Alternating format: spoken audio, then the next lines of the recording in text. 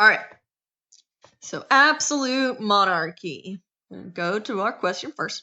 How many people rule in an absolute monarchy? An absolute monarchy is a government where one ruler has all the power. Going back down, the answer to number 1 is 1. All right, power is transferred through. He or she is not restricted by any written laws or other people. The ruler can make any laws they wish. Normally, power is transferred through heredity. And me being me, I'm going to copy that so that I do not spell it wrong and paste it in there.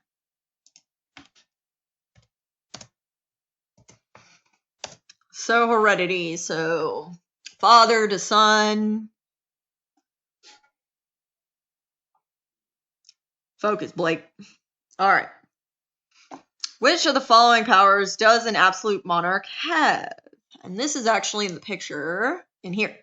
So absolute monarch, judicial, executive, legislative, and all this other stuff. So it is all of these.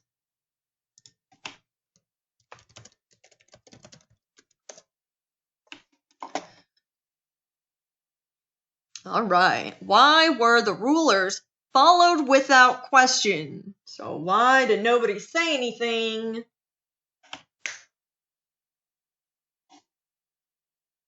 If they did something that was questionable.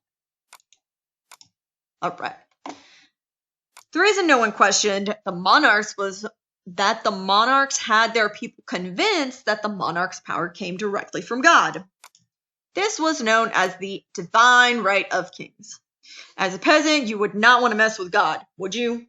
The people believed that any action or decision by the monarch was also a decision by God. So no monarch would do something that God did not believe was just. Restricting or dethroning a monarch would then be an attempt to restrict or dethrone God.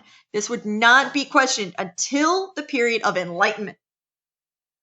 So, number 4 is divine right.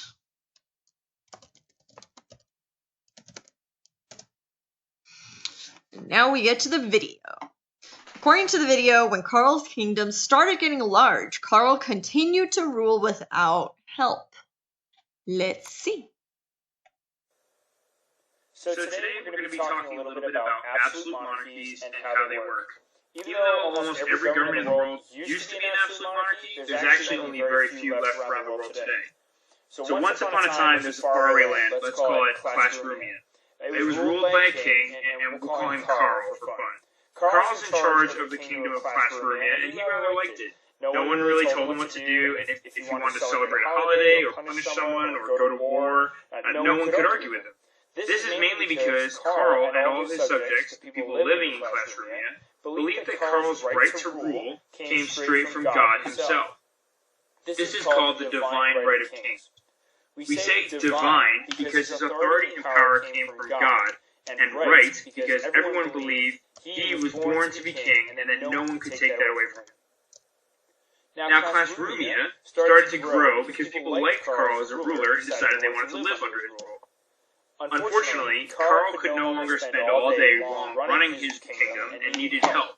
So he knighted some of his favorite subjects and then gave them small areas of land they could rule over themselves. Alright, so there's the answer. So according to the video, when Karl's kingdom started getting large, Karl continued to rule without help. That is false. So number 5 is false. Number 5 is false. And the last question is, according to the video, who took over after Karl? So let's see.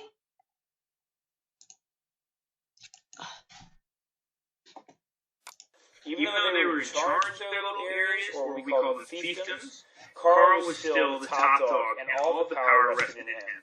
Any small problems that came up throughout the day could be handled by the people who worked for him, but he still had the last say. The bigger Clash Rumia got, the more people Karl had to hire to run his kingdom for him. When Karl started to get old and resigned from being king, his oldest son, Karl II, took over. Everyone in class room accepted him as king because of the divine right of kings. Basically, because he was Karl's son, everyone thought he was born to be king just like his dad. All right, there is our answer to number 6. So number 6 is Karl II.